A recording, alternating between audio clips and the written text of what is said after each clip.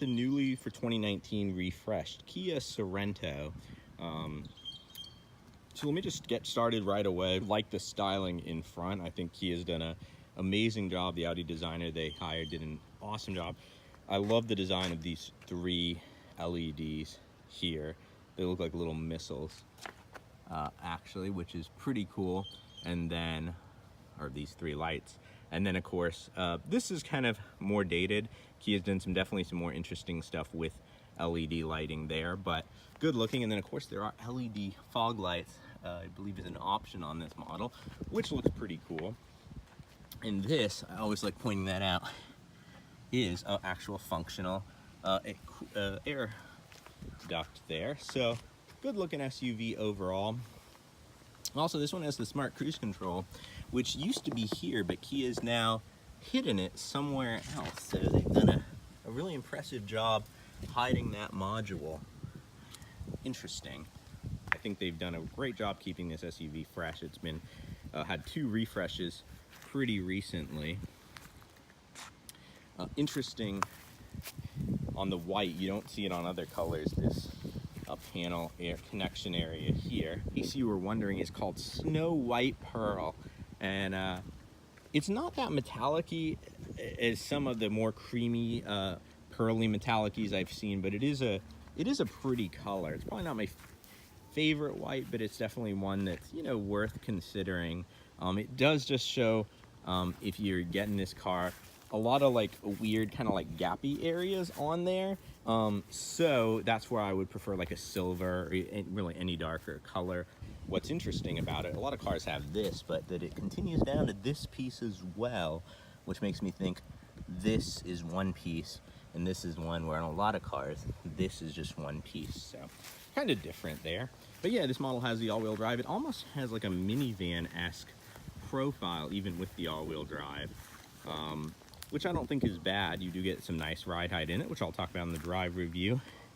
I'm not a huge fan of these chrome rims. They're 19-inch wheels though, which are nice. And then of course you get these cool LEDs in back, putting on a little Christmas light show for you here. But yeah, they look cool and very nice. Let's check out the back because that's important to owners of SUVs. So you can get a power liftgate on this guy, which is I'm not a huge fan of, but it's kind of cool if you're in the car and want to lift it for someone else. They just take so long to go down. Let me see though. The biggest advantage I've seen of those for lazy people is if you can close it, yes you can, with the remote. So anyway, checking out the back seat here, this button here starts to fold that seat down. So if that's forward, the front seat were up enough, these would just go right down. Let me kind of demonstrate that for you here. Well, it'll only go part way down, I guess, before it gets stuck. But it's nice that there is that, you know, option. A lot of cars you have to go up there to lower those seats. Let's check out these rear seats here. One nice little touch that not all cars have is they actually get their own little climate control deal here where they can adjust their fan on it. So not a lot of SUVs have the three-row system in the back. And you also get some cup holders and storage. So it's all going to come down to legroom back there. And then also nice, you get a little toolkit. So there's a spare tire probably under the car, my guess would be. And then also there is a, you know, net for like groceries and stuff. I love this little space. You can hide your valuables there. It actually even clips into place, I thought. Anyway, and of course there's a 12-volt power adapter back here, 180 watts. All right, let's check out the back seats. All right. So, interestingly enough, when it clicks right into place, this is the position it takes, I guess, to give those people legroom. We'll see how that works out. But I'm just under 6 feet, and this front seat's adjusted for me. This is about as far forward as I can go for, say I was 6 feet. So there's that. I really like this trim back here. It's actually nice in the back. You get this glossy trim, you get the chrome surround, you get this like leather stitch look here, chrome buttons, even rear heated seats available, which is pretty cool. And then this is cool. This is if you want to plug in something that has a regular plug, so you don't even have to buy a converter. And this will do more voltage. It'll do 115 volts versus 12 and 150 watts. And then they all have different power numbers, I thought, too. And then there's even a USB one there. So they've done a really good job modernizing this SUV. I don't know how I'm going to get back there, though. I will figure that out now. I'm going to squeeze into these vehicles. So, slide this guy forward. All right, I'm getting in just fine, as you're seeing. The fitting is going to be the tricky part. Pull this guy up. Actually, believe it or not, oh, lots of drinks back here. Free drinks. Actually, some of them aren't even opened. Yay! Always love what you find in press cars. Anyway, so, assuming the person's willing to sit like that, 2 6-foot people and one, 5'10" person could actually kind of fit back here. It'd be tight, but it is doable. Minus the fact you're kind of cramped, it actually, is pretty comfortable. Like, the seat itself is comfortable. The headroom might get some people, although up here, it does kind of arch upward for you. So, but if I want to lean my head back, even where I am, I'm just kind of squeezing. So this, your smaller friends will want to be in that third row. But it is really nice. It's there for like families who want to bring their kids, friends, and stuff like that along. I prefer a small third row versus no third row. Let me know what you guys think down in the comments. Yeah, the biggest thing would be ingress and egress back here. Kind of a neat touch, though, is that you can have these, if you wanted to, I guess, stow a long item, these 2 seats up and this one down. Not all SUVs have that feature either, so that's pretty handy and convenient. If you're trying to store a long item, which a lot of times, something it's pretty wide, or you just have a long item like a tree or, whatever you need to add all the way from the back through there, and then you still have 4 seats available, which is kind of nice. When you're in the back here, you do get nice little sunshades as well, which I always think is a nice touch to, even though the windows are tinted, if you really want to, say you have a child back there, or you just want extra privacy, you can throw that up. Does it actually give extra privacy? Let's see. Pretty well tinted there. I mean, it's actually pretty dark tint. I can kind of see the seat in an outline of it. So, with that up, it actually does give you a tad more privacy. Mostly it's just sun and heat protection.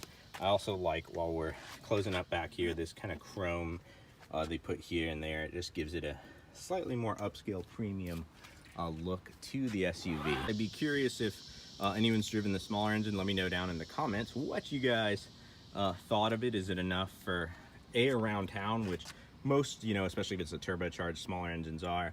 And then if it's enough really for the highway, that's where generally the smaller engines can kind of run out of steam as well. Then checking out this interior, that's, at least on this trim with that kind of tan terracotta color, is where this really shines. In the middle there, that's an all digital gauge. That looks like something that belongs in a Mercedes, not a Kia. It's just a beautiful gauge. Like I said, the entire center display there is digital. Love that. Stitching on the steering wheel there, nice modern steering wheel design. Stitching on the dash. The nav is nicely integrated down there. I wish it was just a little higher up where the SD thing is, just for reach purposes. But it's pretty nice. Heated, cooled seats available. You can even get a heated steering wheel. Nice basic climate control. I like that it has all the buttons so you can do what you need.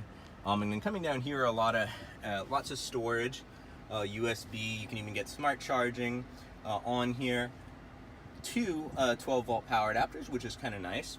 And then you can switch your drive modes, which we'll talk about in the drive review. You can lock your all-wheel drive system if you're going through a field or doing some light off-roading. A 360 around view camera, which I'll show you. And of course the auto start, stop, hold feature. And this shifter is just really quite nice.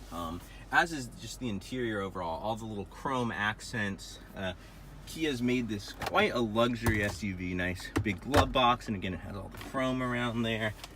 And the seats on this guy are very squishy, very soft, very supportive, and of course they look really nice with that like patterned high-end leather you can get on this guy. So definitely a win on the interior of this SUV.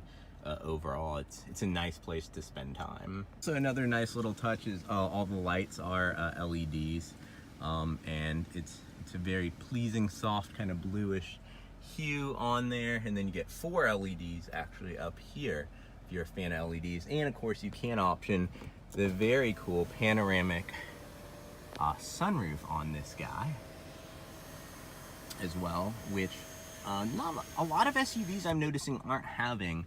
So whenever an SUV has it, even if it's an option, I like to point it out just because some don't have it, and it's just a nice premium feature if you choose to get it. One nice thing about the lane departure warning is once you turn it on, it's there, and once it goes green, it's automatic, it takes over, so you don't even have to worry about setting the cruise control. It will, as long as your hand is, you know, somewhat involved, will just kind of keep the car in its lane on its own, even without cruise control. A lot of companies don't bifurcate those two systems, so to have that working, you have to have cruise control on. So that's kind of a nice touch there. Of course, you can get smart cruise control, things like that. Really nice. A lot of cars have this now, but it's definitely still more of a luxury feature. You can get the around view camera, and then of course a nice, pretty good high definition backup camera as well. And then you can adjust your different views here, which is nice. If you're trying to park in a tight situation. Like, it always helps me get closer to the curb. All right, so we've talked about this SUV a lot. Let's get it out on the road and see how it does. I do like this V6, and I do like when there's an automatic drive mode as well, or smart drive mode, which is usually what I leave it in, if not comfort. But sport is really where this SUV shines. This isn't a sporty SUV. Weirdly enough, I drove the Hyundai Santa Fe, which I believe is kind of the closest Hyundai product to this. And the Santa Fe I drove actually felt a little more athletic and sporty, which is interesting because usually when there's similar SUVs between Hyundai and Kia, the Kia is kind of the more sporty, athletic one, and then the Hyundai is the more luxurious one. I felt that was switched on these guys. Granted, the Hyundai did have wood trim on the high end, whereas this one has, you know, that gloss black plastic. Both look nice though. I think that's more of a style thing. But yeah, I was kind of surprised. Even in sport, the steering, it's a little loose and vague. It's fine for an SUV. Even with the 19-inch wheels though, there is a lot of give down in the suspension there. But it's a very comfortable SUV. So if comfort's what you're looking for, which I think a lot of people in this class are, it exceeds well there. I think the Santa Fe might be sportier. The engine has a lot of good grunt, get up and go. They added an 8-speed transmission in some of the newer models. When you really get on it, it's very linear. Like, you look down and you realize, hey, I'm at like 50 miles an hour there. I do like the transmission on here. Through corners, it's just definitely, if you're looking for an athletic choice, you know, there's a lot of other options, even from Hyundai Kia, such as, you know, the Hyundai Santa Fe, which I've done a review of and you can check out as well. But if you want, like, I feel like this is slightly more luxurious, and it feels even more big inside. It's very quiet, it's pretty fuel efficient, you know, for the big V6 engine. The steering was just a little more aggressive. The difference between sport and, say, comfort is not a lot. Difference between eco and sport is actually pretty dramatic, but the sport doesn't really seem to tighten up the steering. It doesn't even really help the throttle all that much, or the transmission. So I feel like it's just kind of there just because. So that would be, you know, my one area of improvement, but that's about it on this car. That, you know, for a big SUV, this is definitely a nice one. And if you're pricing this against like a luxury SUV, which this, you know, feature-wise can play well with, it's even the high-end trim is a good value. If you're actually interested in buying this though, the best value is, and this car won a best value award, is kind of that there's a midline trim, which is in the, I think, mid to high 20s, which gives you a lot of features, a lot of kit, and for this size of SUV, it is a tremendous value. Would I buy this SUV with my own money? If I was just looking for like a big hauler, people cruiser, you know, kids to school run, you know, long highway trips, yeah, this would definitely warrant my consideration, because it's as nice as some of the Lexus SUVs I drive in terms of ride quality, features, quietness, but it's a lot more affordable, because these start at 46, even in the high-end trim. If you want the athletic choice, again, the Santa Fe seems more athletic, and of course there's you know, a lot of options like the CX-9. The CX-9 Mazda would probably be the closest choice.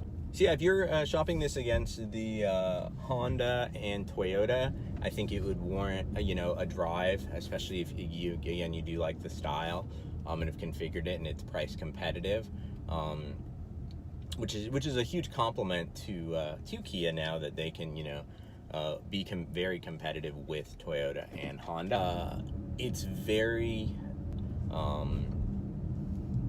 don't know what to say. I really don't.